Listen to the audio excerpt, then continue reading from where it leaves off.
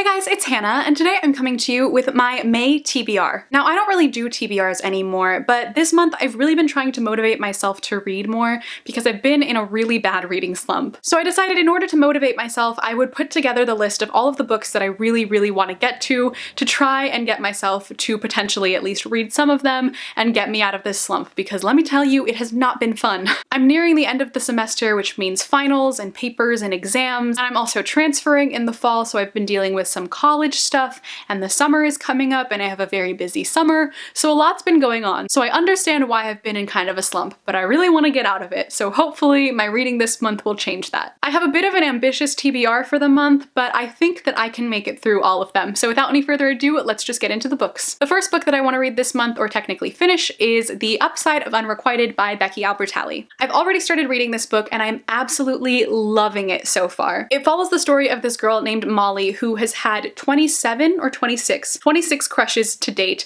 yet she's never done anything about any of them. So it's a YA contemporary that follows Molly's story as she is trying to deal with unrequited love and also her family and her friends, and this book is just fantastic when it comes to representation. Molly and her twin sister are both Jewish and they live with their younger brother and their two moms. Molly herself is also fat and she also has anxiety, which she takes medication for. So you have representation in terms of race, religion, sexuality, body, mental health, so many things, and it's just so well done and so relatable. I'm not the biggest fan of YA contemporary usually, but I am loving this book so much and it's been making me want to pick up all of the YA contemporaries, so you'll notice that on my list this month. Along the very same lines, the next book that I want to get to in May is Simon vs. the Homo Sapiens Agenda, also by Becky Albertalli. Like I said, because I've been enjoying The Upside of Unrequited so much, I wanted to read Becky Albertalli's other book, especially because this is also being turned into a movie fairly soon, so I want to read it before the film comes out. All I really know about this book is that it's about a boy named Simon who is in the closet, so no one at his school knows that he's gay,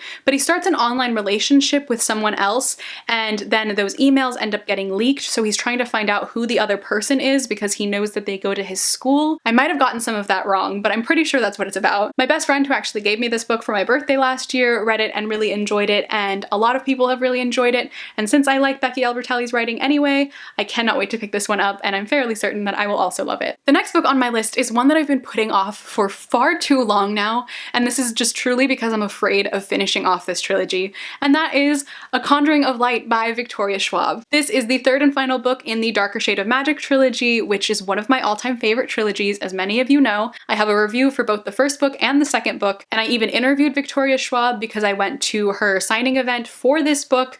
I got it signed, I talked to her about it, but I still haven't read it because I'm so afraid of this series ending. I know that everyone says that they loved the book and that it's satisfying, and so I know that I'm going to enjoy it, but I just don't want it to end, so I keep putting it off. But I can't do that anymore. It's been like 2 months now, and I really need to read it. I think I've had enough time away from it now that I'm not gonna feel like I just rushed through the entire series, so I can enjoy it a little bit more. So hopefully, if I find the motivation, and with you all encouraging me, I will be able to finally read this book and finish off the series this month, because I need to know what's gonna happen. The next book on my list is also in a series, or technically a duology, that I need to finish off, and that is Wayfarer by Alexandra Bracken. This is the second book in the Passengers duology, and I read Passenger in January, I think, so a little while ago, but I really enjoyed it, and it took me completely by surprise, so I really want to read Wayfarer and just like finish off this duology. I also don't want too much time to pass since I read the last book, so that it's still at least somewhat fresh in my mind. This duology is about time travel, so this girl named Etta finds out that she can actually time travel, and then she ends up doing that and finding out that there's this whole other like group of people who can also time travel, and it's very cool and it's a lot of fun. And I don't read much about time travel, but I think it's a really cool concept, so that's why I enjoy this series so much, and hopefully I enjoy the second one too. The next book on my list is a little bit different. It is a nonfiction book that I'm actually borrowing from my professor, and that is Pocahontas and the Powhatan Dilemma by Camilla Townsend. So I had to write this paper for my film class podcast based on this movie that we watched that had to do with Pocahontas,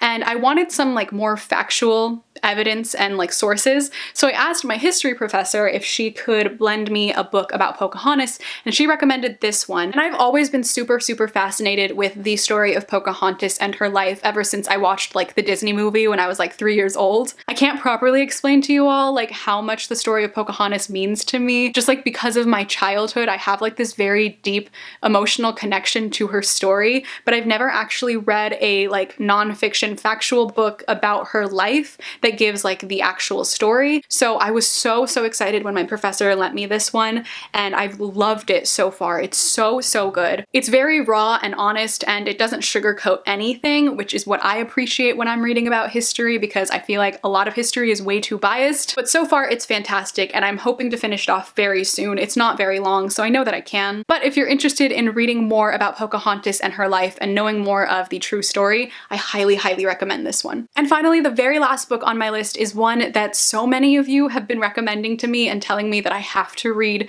and I really know that I have to. But that book is Strange the Dreamer by Laini Taylor. I can't even tell you the number of people who have told me that I have to read this book, because you all know how much I love Daughter of Smoke and Bone. It's one of my favorite trilogies, and I know that this one is also super like magical and fantastical, which is what I love, and you all know that I love it, so I really appreciate you all telling me to read it so much. Honestly, I still don't really know what this book is about. I know it takes place in a fictional world called Weep, and there is a librarian who is the main character, I'm pretty sure.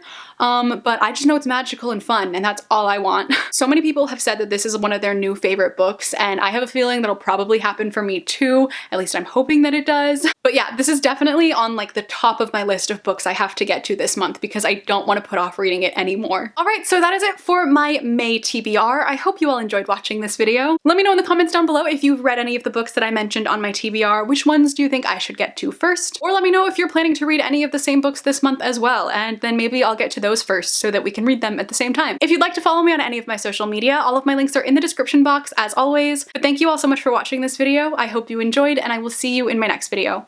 Bye!